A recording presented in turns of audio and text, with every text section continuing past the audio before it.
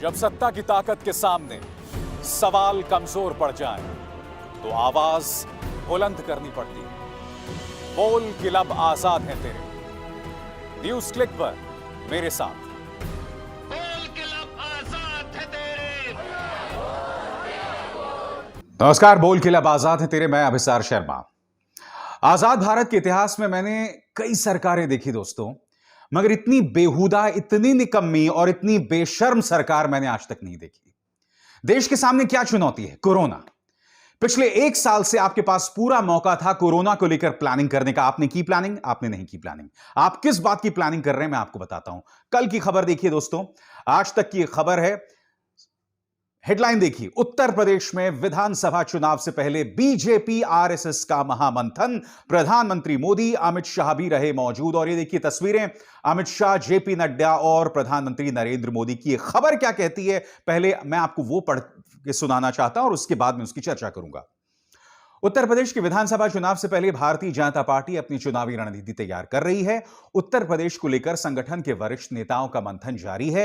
इस अहम बैठक में प्रधानमंत्री मोदी, गृह मंत्री अमित शाह, जेपी नड्डा, संगठन मंत्री सुनील बंसल के साथ साथ संघ के सर कार्यवाह दत्तात्रेय होसबोले भी रविवार को गंभीर मंत्रणा कर रहे थे। यानी कि आरएसएस से लेकर बीजेपी से लेकर प्रधानमंत्री नरेंद्र मोदी खुद मौजूद हैं इस बैठक में। अभी 8 महीने बाकी हैं उत्तर प्रदेश चुनावों को। आप देख रहे हैं दोस्तों, प्लानिंग किस तरह की हो रही है। चुनाव आते हैं तो प्लानिंग क्या गजब की होती है। उसी तरह से पश्चिम बंगाल के चुनावों में प्लानिंग उसी वक्त से शुरू हो गई थी जब से ये लोकसभा का चुनाव जीत गए थे। और यही नहीं, आपको याद होगा लोकसभा चुनावों से पहले एक रैली में प्रधानमंत्री नरेंद्र मोदी ने क्या कहा था कि मेरे साथ तृणमूल कांग्रेस के 40 नेता जो हैं संपर्क में हैं, जैसे ही हमारी सरकार बनेगी ये लोग पार्टी छोड़कर आ जाएंगे। मगर आप देख सकते हैं उस तरह की प्लानिंग हो रही थी पश्चिम बंगाल को लेकर। 2 साल पहले से ये लोग प्लानिंग कर रहे थे और उसी तरह से उत्तर प्रदेश में देखिए। आज मैं सरकार से सवाल पूछना चाहता हूं।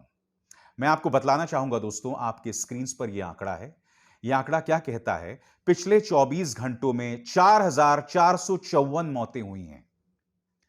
यह एक दिन में मृतकों का रिकॉर्ड है। 4,454 मौतें, और यह सिर्फ ऑफिशियल डेटा है। मैं योगी सरकार और मोदी सरकार से पूछना चाहता हूं, आपकी प्राथमिकताएं क्या हैं? मृतकों का आंकड़ा लगातार बढ़ रहा है, कम नहीं हो रहा है। और सबसे बड़ी बात, यह खबर न सिर्फ बिहार की है बल्कि उत्तर प्रदेश की है। सबसे पहले देखिए यह खबर, फतेहपुर उत्तर प्रदेश की खबर है आपके स्क्रीन पर। फतेहपुर के गांव में बुखार से 100 लोगों की मौत। ललौली में 10 अप्रैल को बुखार और सांस फूलने से हुई थी पहली मौत। गांव वाले तो यह भी नहीं जानते कि उनकी मौत कोरोना से हो रही है दोस्तों। यह है उत्तर प्रदेश की हालत। और जो हालत अब मैं आपको बिहार की दिखाने वाला हूं वो सिहरन पैदा करने वाली है। खबर आपकी स्क्रीन पर दैनिक भास्कर की खबर है। इसकी जो हेडलाइन है वो क्या कहती है? आरा के कुल्हड़िया गांव की 95% आबादी में कोरोना के लक्षण। गांव में न जांच हुई और ना ही लगा है टीका। अब तक 100 लोगों की मौत। मगर पीएचसी में दिन में सोती मिली महिला डॉक्टर्स, शो कॉज नोटिस जारी किया गया। आज गांव में कोरोना का एक ज्वालामुखी फट रहा है।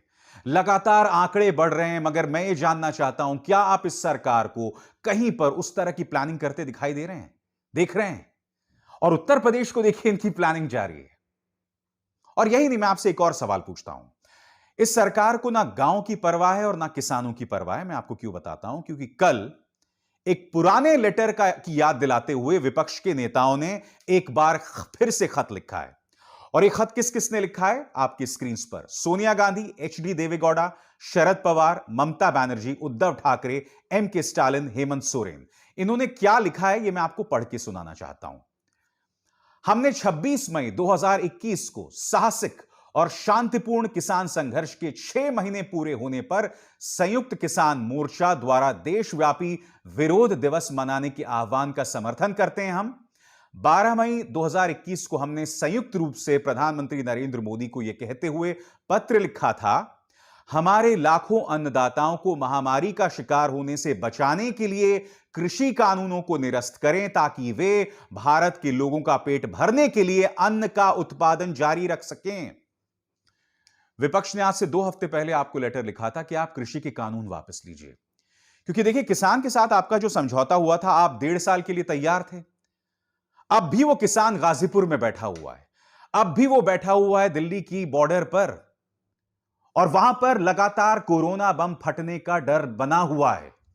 और मैं जानता हूं इस सरकार के चाटुकार क्या कहेंगे, वो किसान वापस क्यों नहीं चले जाते। आप सही कह रहे हैं, मेरा भी यह मानना है कि मेरे किसान भाई बंधुओं को, बहनों को वापस चले जाना चाहिए और अपनी जान के साथ खिलवाड़ नहीं करना चाहिए। मगर मैं आपसे पूछना चाहता हूं, हर बार आप जो है विपक्ष पर ही इसका दोष क्यों मढ़ते हैं? जिम्मेदारी हमेशा किसान आंदोलनकारियों के कंधे पर होगी, सरकार कुछ नहीं करेगी। पहली बात, सरकार ने उन्हें रामलीला मैदान में आंदोलन करने की इजाजत नहीं दी। यही नतीजा है कि वो लोग छिटके हुए हैं, अलग अलग जगहों पर आंदोलन कर रहे हैं। अगर तुमने रामलीला मैदान में उन्हें दिया होता तो वहीं पर वो रहते। अगर वहां पर कोई कोरोना का मरीज निकल के आता तो उसका इलाज भी होता। यह आपने किया नहीं। इस हालात पर काबू करने की जिम्मेदारी सिर्फ और सिर्फ सरकार की है। इसलिए मैं भी विपक्ष की उस मांग का समर्थन करता हूं कि कृषि के जो काले कानून हैं उनको आप वापस लीजिए। नंबर 1, किसानों की जान के साथ मत खेलिए। आप फिर यह प्रमाणित कर रहे हैं कि ना आपको किसान की परवाह है, ना आपको गांव की परवाह है। गांव की मैंने आपको मिसाल दी, बिहार और उत्तर प्रदेश दोनों जगह पे। मैं जानता हूं कि योगी सरकार अब जाकर कुछ कदम उठा रही है, मगर वहां पर भी जोर पूरी तरह से प्रचार पर है। और प्रधानमंत्री क्या करते हैं दोस्तों?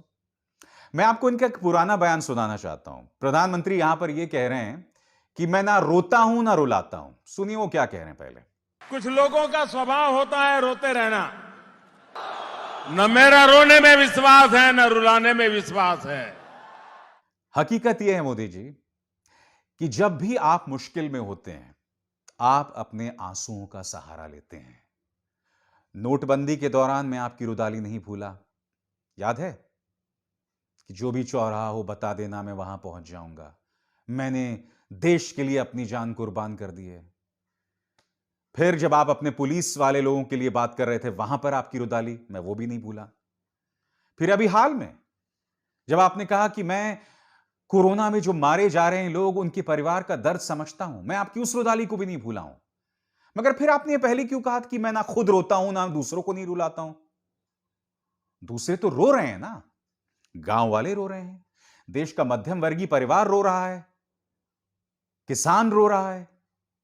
और आप क्या कर रहे हैं? जैसे कि मैंने कार्यक्रम की शुरुआत में दिखाया, फिर से देखिए आपके सामने, फिर से देखिए कि प्रधानमंत्री नरेंद्र मोदी की अध्यक्षता में उत्तर प्रदेश के चुनावों की तैयारी चल रही है।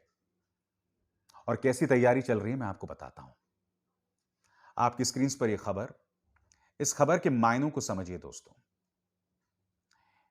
बाराबंकी में 17 मई को एक मस्जिद को तोड़ दिया गया, यह बताकर कि वो अवैध है। वायर की खबर क्या कहती है, मैं पहली 2 पंक्तियां पढ़ के सुनाना चाहता हूं। 2 days ago, on Monday, May 17, a mosque in the central Uttar Pradesh town of Barabanki was demolished by the administration in defiance of an order of the Allahabad High Court. Allahabad high court का आदेश था, बावजूद इसके बाराबंकी की इस मस्जिद को तोड़ दिया गया। देखिए, मैं इस बहस में पढ़ना ही नहीं चाहता हूं कि वो अवैध थी या नहीं थी। एक ऐसे वक्त जब देश कोरोना संकट का सामना कर रहा है, आपने एक आध्यात्म और धर्म के प्रतीक को तोड़ दिया। नतीजा क्या हुआ? लोग सड़कों पर आ गए। कोरोना काल में क्या आप लोगों को भड़का रहे हैं, मुसलमानों को भड़का रहे हैं? अब यह तस्वीर देखिए दोस्तों, 18 साल का फैसल लॉकडाउन के दौरान वो फल सब्जी बेच रहा था, मार दिया इसे पुलिस वालों ने, जान से मार दिया इस मासूम को। कुछ पुलिस वाले सस्पेंड हुए हैं, मगर सस्पेंशन से क्या होता है? और इन दोनों खबरों में निशाने पर कौन है, आप मुझे बताइए। एक तरफ मस्जिद, एक तरफ एक मुसलमान। उसकी सिर पर मारा गया, इस बेरहमी से मारा गया है कि खुद पुलिस कह रही है कि उसकी हार्ट अटैक से मौत हो गई। यही मैंने हाथरस में भी देखा था, जब पूरा का पूरा जो इनका तंत्र था, योगी प्रशासन था, वो बलात्कार और हत्या जो पीड़ित का जो परिवार था उसके खिलाफ हो गया था। इनके लॉ एंड ऑर्डर एडीजी प्रशांत तो बोल रहे थे कि बलात्कार हुआ ही नहीं। फिर बाद में सीबीआई ने कहा था कि नहीं हुआ है। बाद में इलाहाबाद हाईकोर्ट ने इन्हें फटकार लगाई थी कि अगर आपकी बेटी के साथ यही होता तो क्या आप देर रात जिस तरह से आपने हाथरस की पीड़िता का शव जला दिया, आप क्या उसी तरह से उसका भी शव जला देते? मगर वो जो दो घटनाएं मैं आपको क्यों बता रहा हूं, इन दोनों में निशाने पर मुसलमान हैं। मैं आपसे एक सवाल पूछना चाहता हूं कि कहीं इसके जरिए कोई ऐसी सियासत तो नहीं खेली जा रही जो इस वक्त हम नहीं देख रहे हैं? क्योंकि देखिए, कोरोना को हैंडल करने में योगी सरकार पूरी तरह से नाकाम रही है। आप चाहे जितना भी प्रचार करिए, चाहे आप एनटीपीसी के गेस्ट हाउस में अपने पालतू पत्रकारों को बुलाकर जितनी भी घुट्टी पिलाइए, आप हैंडल नहीं कर पाए। आपने कोई प्लानिंग नहीं की। मगर मुझे अब लग रहा है कि इन दो घटनाओं के जरिए, फैसल की मौत और बाराबंकी में कोरोना काल में मस्जिद का गिराया जाना, आप लोग फिर से मुसलमानों को टारगेट कर रहे हैं और उसके जरिए चुनावों में हिंदू मुस्लिम करना चाहते हैं। क्योंकि देखिए, बड़े बड़े जो फिलॉसफर हैं वो भी कह गए हैं कि धर्म एक किस्म का नशा है, और धर्म के नाम पर अगर आप एक समुदाय विशेष को दबा कुचला पीड़ित बता दें कि अगर हम सत्ता से चले गए तो मुगलों का तुम पर राज हो जाएगा, तो जाहिर सी बात है वो वोट हासिल करने का सबसे आसान रास्ता है। और आज एक मैं भविष्यवाणी करना चाहता हूं दोस्तों। अभी 8 महीने बचे हैं उत्तर प्रदेश के चुनावों में। मैं दावे के साथ कह सकता हूं अब धीरे धीरे धीरे जैसे जैसे कोरोना को लेकर हालात काबू में आएंगे, ये लोग क्या करने वाले हैं, खासकर न्यूज चैनल्स, ये लोग फिर से सांप्रदायिक तौर पर जो सेंसिटिव प्रोग्राम्स हैं वो करना शुरू कर देंगे, भड़काऊ कार्यक्रम करना शुरू कर देंगे, समाज के अंदर अफरा तफरी पैदा करने वाले कार्यक्रम शुरू कर देंगे, हिंदू और मुसलमानों में फिर बंटवारा पैदा करने वाले शो शुरू कर देंगे। मैं ये दावे के साथ कह सकता हूं, और मेरा यह दावा आधारित है इन दो खबरों पर जो इस वक्त आपकी स्क्रीन पर हैं। फैसल की पुलिस द्वारा हत्या और दूसरी तरफ बाराबंकी में एक मस्जिद को गिराया जाना। फिर से वही जो है नैरेटिव, वही संवाद जो है न्यूज चैनल्स पे शुरू हो जाएगा, मैं दावे के साथ कह सकता हूं। मगर यह सरकार दूसरी तरफ कोरोना के लेकर कोई प्लानिंग नहीं करेगी। तीसरी बार आपके स्क्रीन पर प्रधानमंत्री नरेंद्र मोदी ने कल रविवार को बैठक बुलाई उत्तर प्रदेश के ऊपर। The joke is not on the Narendra Modi government, the joke is on you. आप जो इस देश की जनता है, मजाक आपके साथ हो रहा है। आपके बच्चे, आपकी पत्नी, आपके पति, आपके बुजुर्ग ऑक्सीजन की कमी की वजह से, सरकार के मिसमैनेजमेंट की वजह से, सरकार की खराब प्लानिंग की वजह से उनकी मौत हो रही है। और जब चुनाव आता है, सरकार चुनाव को लेकर अपनी जिम्मेदारी से बिल्कुल नहीं बचती है, पहले से प्लानिंग शुरू कर दी। और न सिर्फ प्लानिंग कर दी, मगर आप देख रहे हैं जो घटनाक्रम जिसका जिक्र मैं बार बार कर रहा हूं, उस घटनाक्रम के जरिए फिर से समाज के अंदर उसी तरह का दौराव पैदा करना। बताइए ना, जो बात मैं आपको बता रहा हूं, क्या वो गलत है? क्या वो गलत है? दोस्तों, हम तो इसी तरह से आपके मुद्दे उठाते रहेंगे। मैं जानता हूं कि मेरी बातें आप में से कई लोगों को बहुत बुरी लगती हैं, वो मैं कमेंट सेक्शन में देख लेता हूं। कई लोग, आप लोग बहुत गालियां भी देते हैं। मगर मेरा जो दायित्व है ना, दो चीजों के प्रति है। पहला, बतौर पत्रकार मेरे पेशे के प्रति। दूसरा, इस देश का सिटीजन होने के नाते अपने देश के प्रति। क्योंकि अगर इन मुद्दों पर हमारा फोकस नहीं होगा, अगर सरकार को हम जवाबदेह नहीं बनाएंगे, तो सरकार आपके प्रति जवाबदेह नहीं होगी, आपके लिए काम नहीं करेगी। और जब आपके लिए काम नहीं करेगी और फिर आपको इसी तरह धर्म में भटका कर रखेगी, तो आप जो है ना, यहां से पैदल हो जाएंगे। आप लोग ज़ॉम्बीज बनते जा रहे हैं।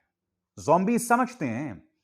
वो फिल्में होती हैं हॉलीवुड की, इंसान मर जाता है, उसके बाद वो फिर भी वो जिंदा रहता है लाश की तरह, और दूसरों की लाश को खाता है या दूसरों को खाता है चीर चीर कर। आप उस तरह के ज़ॉम्बीज बनते जा रहे हैं। इस देश में हर चैनल आज की तारीख में रेडियो रवांडा हो चुका है, जिसके अंदर दूसरे धर्म के प्रति एक गंदा प्रचार चलता है। जो लोग इस सरकार से सवाल करते हैं, उनके खिलाफ गंदा और घटिया प्रचार चलता है, और समाज को हम तोड़फाड़ करने का प्रयास लगातार करते रहेंगे। और सबसे दुख की बात क्या है दोस्तों, इन न्यूज चैनल्स में पिछले 5 या 6 महीनों में, पिछले 1 या 2 महीनों में इनके कई पत्रकार मारे गए हैं, कई एंकर्स मारे गए हैं। वो एंकर भी मारे गए हैं कोरोना की वजह से जो अपने प्राइम टाइम पर जहर उगलते थे, झूठी खबरें चलाते थे। आज वो भी जिंदा नहीं है, फिर भी इन चैनल्स को अकल नहीं आएगी, फिर भी इसी तरह से ये लोग हमको बांटते रहेंगे, फिर भी ये लोग सत्ता पक्ष के इस प्रोपेगेंडा का पर्दाफाश नहीं करेंगे। मगर न्यूज क्लिक में हम अपनी जिम्मेदारी से पीछे नहीं हटने वाले हैं, ये मेरा दावा है आपको, ये मेरा वादा है आपको।